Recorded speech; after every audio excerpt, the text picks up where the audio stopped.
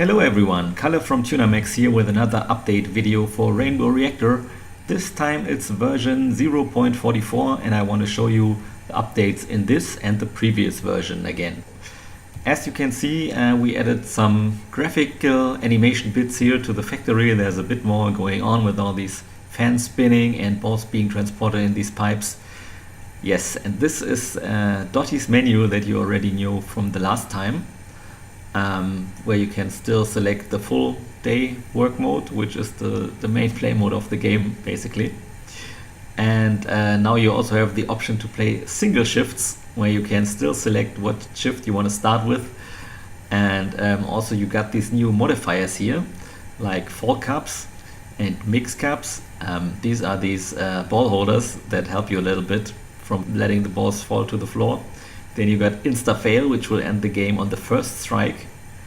And you have slow balls or fast balls, which will make the balls roll faster or slower respectively.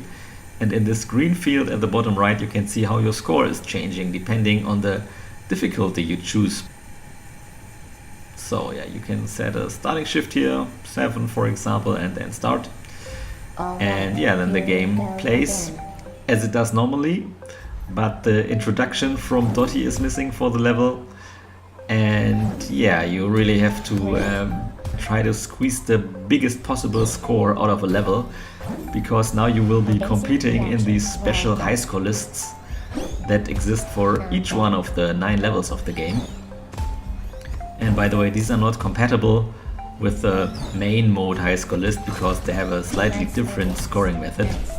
Yeah, so that's it. I caused my own insta-fail here now. And yeah, now Dotty is showing us the high scores. As you can see, there are only developers in here so far. Time for you guys to bring a bit of life to all these high score tables. As you can see, you know, you have one for each level. You can still switch between global and friends, which doesn't make much sense at the moment as there are only friends of mine in here. Okay, and the next game mode is called Party, and it's the same as single shift basically, but the big difference is that you can enter players' names and they will be stored locally. So if you have some people around at your place and wanna see who's the best at working in the Rainbow Reactor, you can try it. Okay, so now I have to try to use my keyboard with HMD on. Probably if you have some people over, it's better to have somebody operate the keyboard who can see something. So I just pressed some random buttons there, DSJ, DF, GF or something, and yeah, quickly throw some balls again to get some points going. Yep, nice quadruple combo there, and yeah, one more. Okay, well, I guess that should be enough. By the way, if you didn't know, you can also throw a ball at Dotty if you want to end a round, but of course failing enough times is also a possibility, especially if you have the insta fail. So now you can see my guy here, DJ, he scored 448 points. Yeah, and there are some other scores, but you can always just delete them. Clear local scores, are you sure? Yes, I'm sure. So now you have a fresh slate and you can start with another party another time. Okay, and now we also revamped the options quite a bit again. Still the same is that you can turn the music up and down. Now you can also have a little preview to hear what it's sounding like. Same with the voice. And a big change is that you can now change the voice language. At the moment the only options are English and German. So we got a new robot in the house by the name of Dietrich. 7-fache Reaktion, maximale Energie. Unglaublich, du bist unschlagbar. Yeah, and another big thing is the new graphic quality settings.